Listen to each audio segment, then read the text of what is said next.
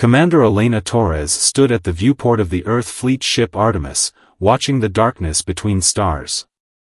After 15 years of deep space exploration, humanity had grown confident in their mastery of interstellar travel. Perhaps too confident.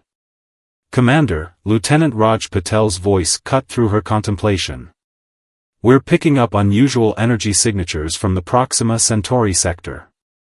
Torres turned from the viewport, her weathered face reflecting the soft blue glow of the bridge's holographic displays.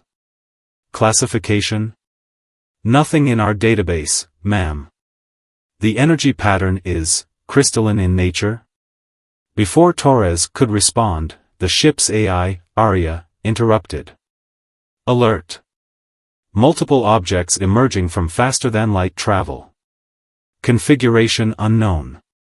The bridge crew watched in awe as dozens of crystalline vessels materialized before them, their angular forms refracting starlight like massive diamonds. They were beautiful, alien, and absolutely terrifying. "Open communications on all frequencies," Torres ordered, maintaining her composure despite the sudden appearance of what was clearly a superior force. "This is Commander Elena Torres of the Earth Fleet ship Artemis. We come in peace and welcome diplomatic." The response came in the form of a blindingly bright energy beam that cut through the Artemis's shields like they weren't there. Warning klaxons blared as secondary explosions rocked the ship. "Hull breach on decks 3 through 5. Patel shouted over the chaos. "We've lost primary power." Torres gripped her command chair, mind racing. This wasn't just first contact. It was humanity's first interstellar war, and they were woefully unprepared. "Emergency protocols. Get a message to Earth Command. We are under attack by an unknown alien force. Transmit all sensor data." As the Artemis's backup systems struggled to keep the ship alive, Torres watched the crystalline vessels methodically destroy the 3 research outposts in the system. Their attack pattern wasn't just efficient, it was dismissive, as if they were clearing away vermin rather than engaging an enemy. "Message sent," Arya confirmed. "Commander, structural integrity is failing. Emergency evacuation recommended." Torres nodded grimly. "All hands to escape pods. But first." She turned to her science officer. "Dr. Kumar, initiate Protocol 0. Kumar's eyes widened. "The experimental quantum scanner? But it's untested. And this may be our only chance to gather detailed data on their technology," Torres finished. "Do it." As the bridge crew evacuated, the quantum scanner hummed to life, its sophisticated sensors probing the crystalline ships at a level that would have been impossible with conventional technology. The data streamed directly to Earth via quantum entanglement communication, a technology that had seemed like overkill for a research vessel, until now. Torres was the last to reach the escape pods, helping injured crew members along the way. As she strapped herself in, she could hear the ship structure groaning around them. "Arya, initiate pod launch sequence," she commanded. "And, thank you." "It has been an honor, Commander," the AI responded before executing its final command. The escape pods ejected just as the Artemis's reactor went critical, a final act of defiance that temporarily blinded the alien vessel's sensors, giving the survivors a chance to escape. As their pod hurtled through space toward the nearest emergency beacon, Torres watched the crystalline ships resume their methodical advance toward human space. They had clearly expected an easy conquest, assuming humanity would break at first contact. "They think we're weak," she muttered, her voice carrying in the cramped pod. "They think we'll surrender after one show of force." She turned to her surviving crew, her expression hardening with determination. "They're about to learn how wrong they are. The quantum scanner's data would reach Earth hours before the aliens." It wasn't much, but it was something. And if there was one thing humans excelled at, it was turning the smallest advantage into a fighting chance. In the weeks that followed, humanity would prove that underestimating them was the greatest mistake the Nexari Empire had ever made. The age of human innocence was over, the age of human defiance had begun. Dr. Marcus Wong hadn't slept in 3 days. The quantum physics lab beneath Geneva hummed with activity as scientists from around the world worked frantically to decipher the data from the Artemis's final transmission. The crystalline aliens, now identified as the Nexari, had already taken 4 outer colonies, their advance seemingly unstoppable. The answer's here, Marcus muttered, his bloodshot eyes fixed on the holographic display showing the quantum scanner's readings of Nexari technology. We're just not seeing it. Dr. Yuki Ishikawa, his research partner, placed a fresh cup of coffee beside him. Their crystalline structure, she said, pointing to a particular data set. It's not just their ships, their entire species appears to be based on organized crystal matrices. Marcus took a long sip of coffee, then froze mid-motion. Wait. Show me the quantum entanglement readings again. As Yuki pulled up the data, alarms suddenly blared throughout the facility. The Nexari had just been detected entering the Sol system. We don't have time, Yuki said, her voice tense. Earth Defense Command is saying we have less than 48 hours before they reach Earth. Marcus stood up so quickly he knocked over his coffee. That's it. Their crystalline structure, it's not just physical, it's quantum aligned. Their entire technology is based on quantum coherence at a macroscopic scale. It's brilliant, but it's also their weakness. He rushed to the quantum simulation chamber, his fingers flying over the controls. Their crystals maintain perfect quantum coherence across their entire structure. It's why our conventional weapons can't penetrate their shields, the entire ship acts as a single quantum object. Yuki's eyes widened as she understood. But if we could disrupt that coherence? Exactly, Marcus grinned. We don't need to overpower them. We just need to introduce quantum decoherence at precisely the right frequency. Halfway across the world, Colonel James Harrison crouched in the ruins of New Sydney Colony, watching Nexari troops patrol the streets. Their crystalline forms gleamed in the dying sunlight, beautiful and terrible. 2 weeks of guerrilla warfare had taught him and his resistance fighters more about the enemy than any sensor scan. They're not invincible, he whispered to the group of colonists and soldiers hiding with him. They're arrogant. They think we're primitive, so they don't bother looking for low-tech solutions. Sarah Chen, a teenage colonist who had proven herself remarkably adept at sabotage, nodded in agreement. Their sensors are incredibly advanced, but they don't bother checking for simple tripwires or pressure plates. It's like they can't conceive of us using such primitive technology. Harrison smiled grimly. Exactly. And that's how we're going to take back our home. His comm unit crackled to life, a secure quantum channel from Earth Command. As he listened to the transmission, his eyes widened. Change of plans, he announced to his team. Earth scientists have found a weakness. We're not just going to harass these crystal bastards anymore, we're going to help test their discovery. Back in Geneva, Marcus and Yuki worked with military engineers to modify standard electromagnetic pulse generators. The theory was sound, their modified weapons would create a cascading quantum decoherence effect in any crystalline structure they hit. But theory and practice were very different things. All defense forces, this is Earth Command, the announcement echoed through every speaker and comm unit on the planet. Fall back to secondary positions. Let them think they've broken our first line of defense. Admiral Maya Patel, newly appointed commander of Earth's combined fleet, watched from her flagship as the Nexari fleet approached Earth. The situation seemed dire, humanity's ships were outnumbered 10-1. But she knew something the Nexari didn't, every human vessel had been fitted with prototype quantum disruptors. Remember, she broadcast to her fleet, we only get one shot at surprising them. Make it count. The Nexari fleet moved into position with mechanical precision, their formation perfect, their confidence absolute. They had encountered countless species in their expansion across the galaxy, and none had survived their initial onslaught. These humans, despite their interesting level of technology, would be no different. That's when Harrison's resistance fighters on New Sydney struck. Using deliberately primitive explosives, they drew the attention of the Nexary ground forces.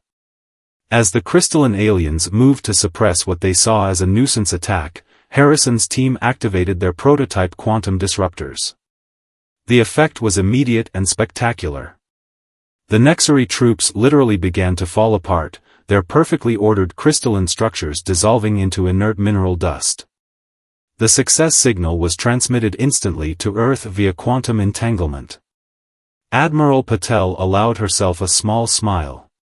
All ships, execute Operation Shatterpoint. Show these crystal lords what happens when you underestimate humanity.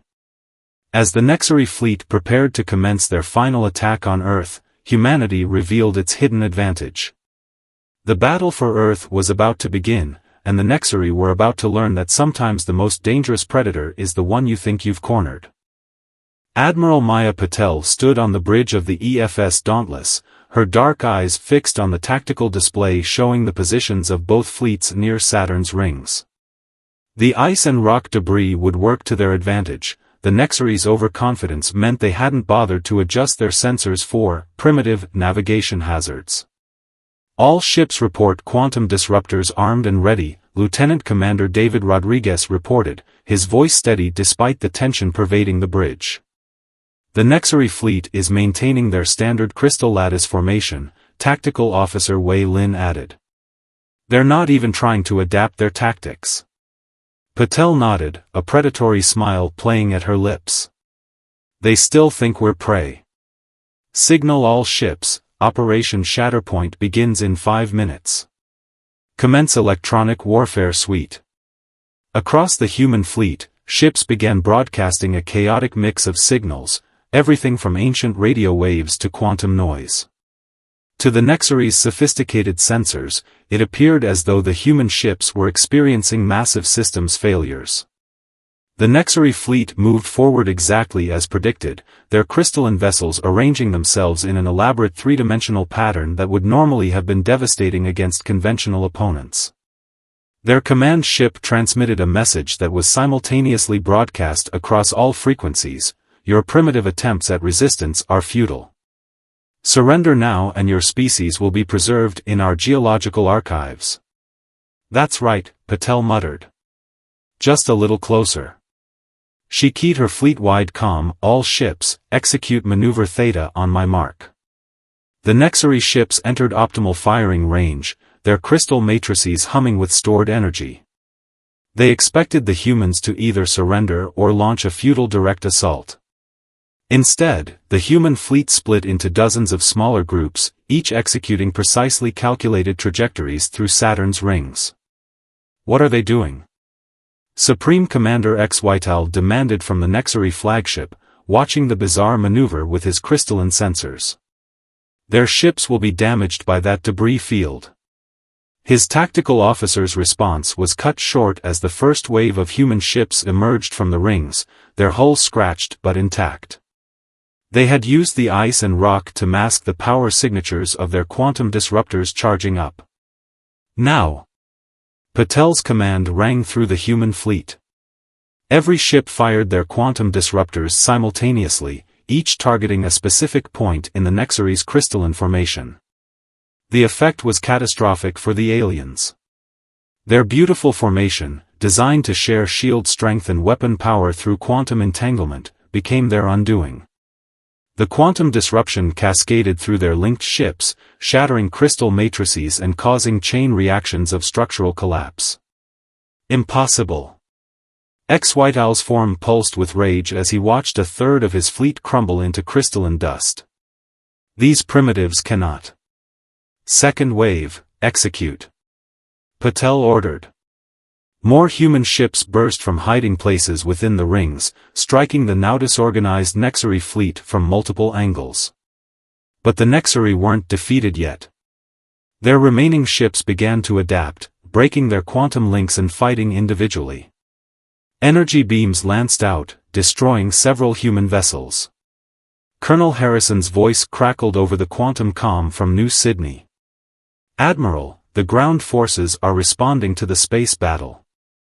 They're breaking formation, becoming more aggressive. More vulnerable.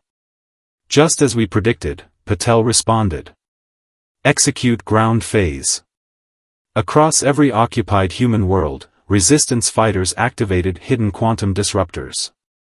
The Nexari ground forces, already destabilized by the destruction of their fleet's quantum network, began to fall apart.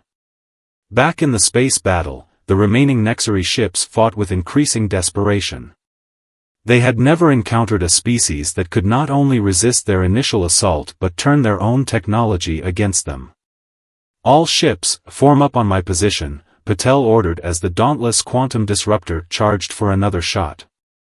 Let's show them what happens when humanity fights back. The battle raged for hours, but the outcome was never again in doubt. When it was over, the space around Saturn was filled with crystalline debris that glittered like stars in the sunlight. More than half the Nexari fleet had been destroyed, and the rest had retreated in disarray. In the aftermath, as damage reports came in and rescue operations began, Admiral Patel received a transmission from Earth Command.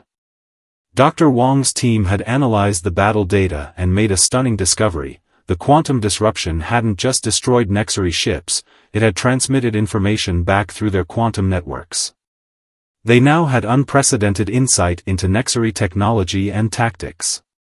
Send to all commands, Patel ordered, her voice carrying the weight of history. Phase 1 successful. Begin preparation for Phase 2. The counter-invasion begins tomorrow. As her words spread throughout human space, cheers erupted on every ship and in every colony. Humanity had done more than survive, they had seized the initiative. The Nexari Empire was about to learn that their primitive opponents were far more dangerous than they could have imagined. But in the darkness between stars, the remaining Nexari ships regrouped, and their crystalline minds began to evolve new strategies. The war was far from over, and both sides would yet discover that victory often comes with unexpected costs. The warning came from the Kuiper Belt monitoring stations first. Dr. Yuki Ishikawa, now heading the Nexari Analysis Division, stared at the data in horror. They've adapted, she whispered, watching the readings from the approaching Nexari Armada. They're crystal matrices, they're no longer quantum-linked. They've completely redesigned their entire technological base in just 3 months. The Nexari had returned with their largest fleet yet, but this time, they weren't using their traditional crystalline formation. Each ship was a self-contained unit, their structures deliberately chaotic to resist quantum disruption. In lunar orbit, Admiral Patel received the analysis with grim determination. They're learning, she told her assembled fleet commanders via holographic conference. But so are we. Status of Project Phoenix? Dr. Marcus Wong's hologram nodded. The quantum resonance bombs are ready. They're not as effective against their new shell structure, but they'll still work, if we can get close enough.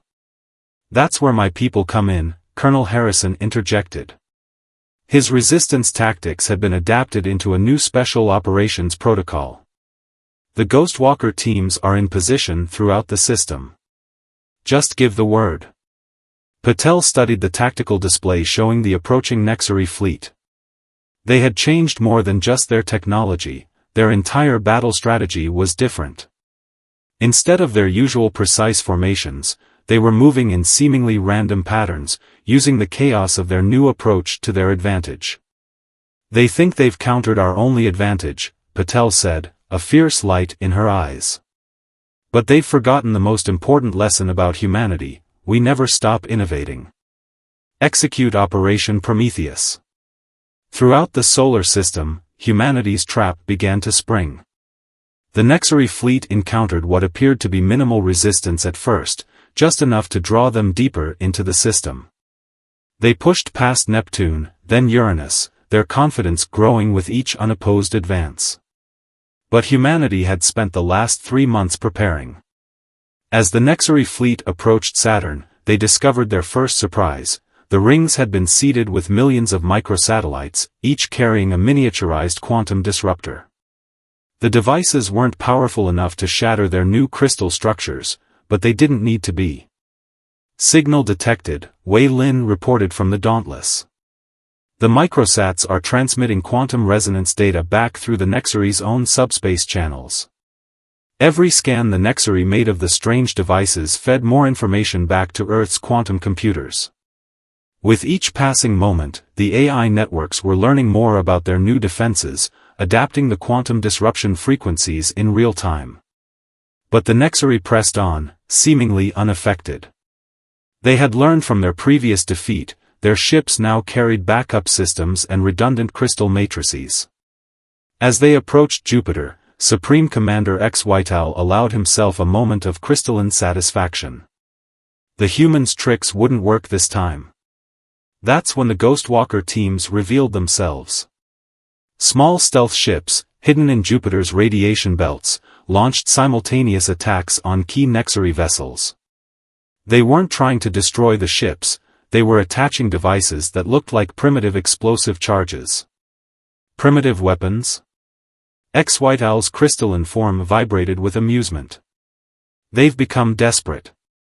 The devices detonated, releasing clouds of what appeared to be simple metal dust. The Nexary shields, designed to stop energy weapons and quantum attacks, didn't even register the particles as a threat. That was their final mistake. Now, Dr. Wong, Patel ordered. From Earth, Mars, and bases throughout the asteroid belt, powerful electromagnetic pulses swept through the system. The metal dust, actually programmable nanomaterials, came to life, forming complex patterns that resonated with the Nexary's crystal frequencies. Beautiful, isn't it? Wong's voice was quiet as he watched the data streams. We couldn't break their new crystal matrices from the outside, so we're doing it from the inside. The Nexary fleet found itself fighting an enemy they couldn't easily target. Their own shields had trapped the nanomaterials against their hulls, where the tiny machines were slowly but surely reprogramming the crystal structures at an atomic level. All ships, execute final phase, Patel commanded.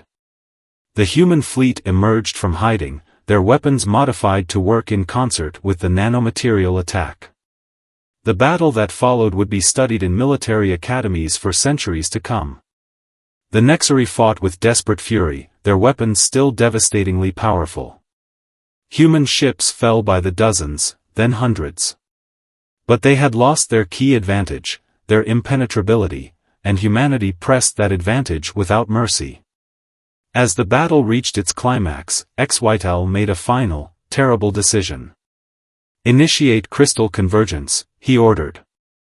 We will show these primitives true power. The remaining Nexary ships began to merge, their crystal matrices combining into a single massive structure.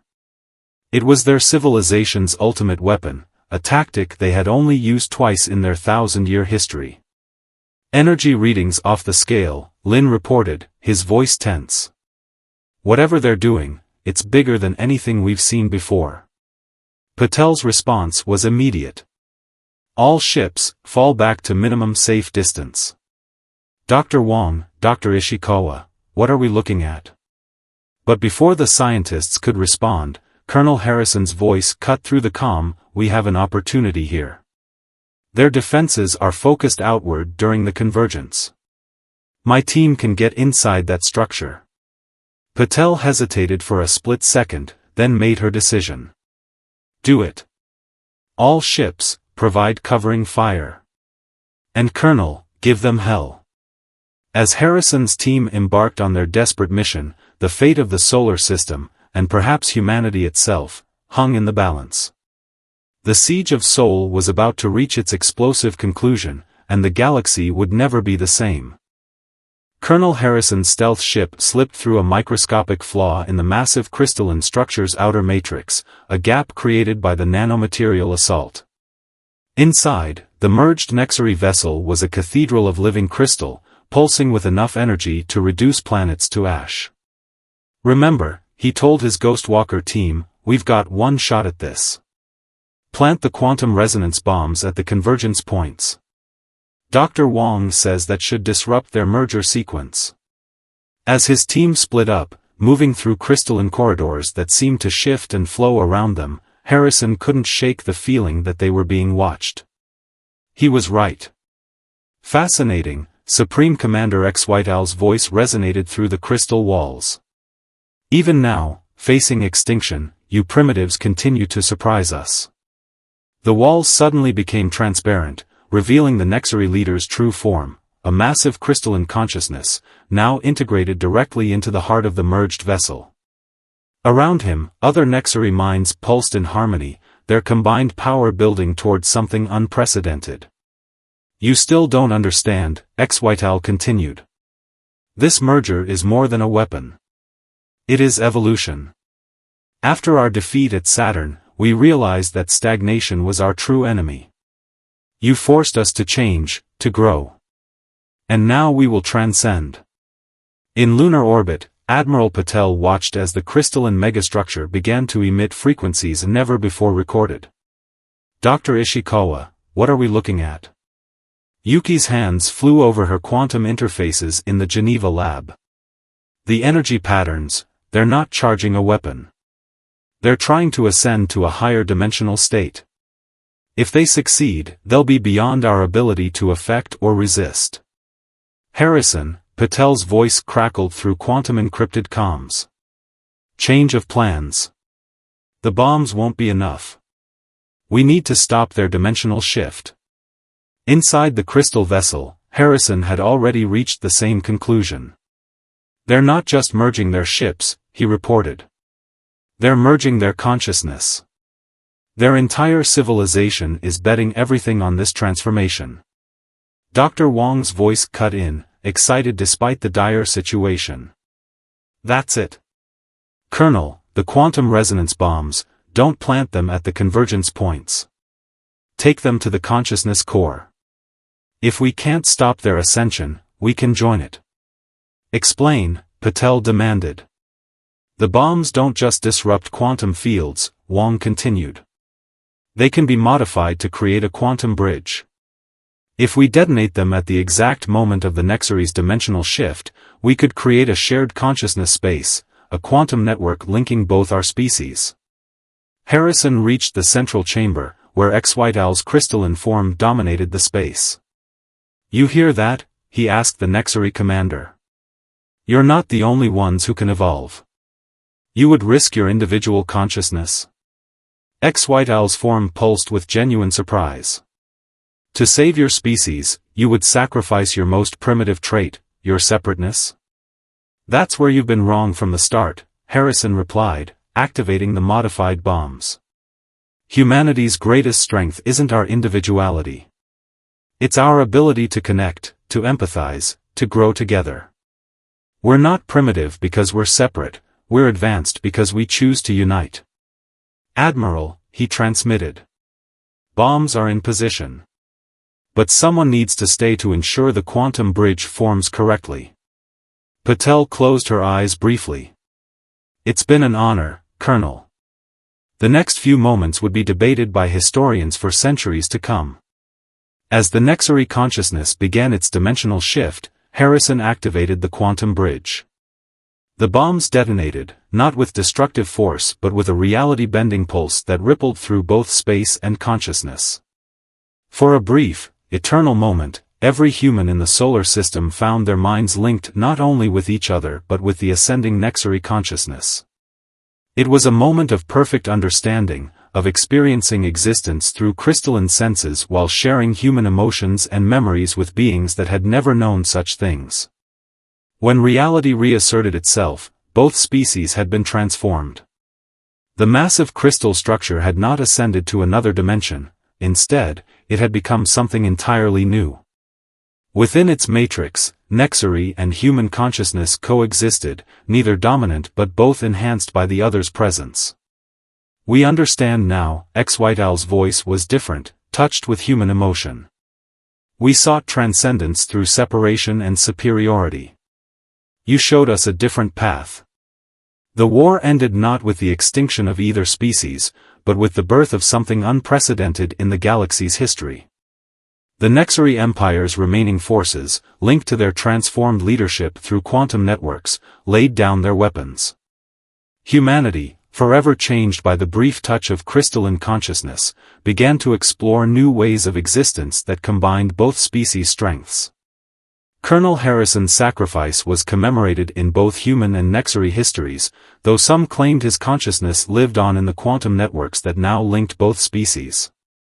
Admiral Patel would lead the joint fleet that explored the galaxy, seeking other civilizations to share their newfound wisdom with. Dr. Wong and Dr. Ishikawa's research into quantum consciousness would revolutionize both human and Nexary society. Years later, as ships bearing crews of both species ventured into unknown space, they carried with them a new understanding. True strength lies not in domination or separation, but in the courage to reach across the divide and grow together. The stars themselves seemed brighter, watched by eyes both organic and crystalline, as humanity and the Nexary began their joint journey into a future neither species could have imagined alone.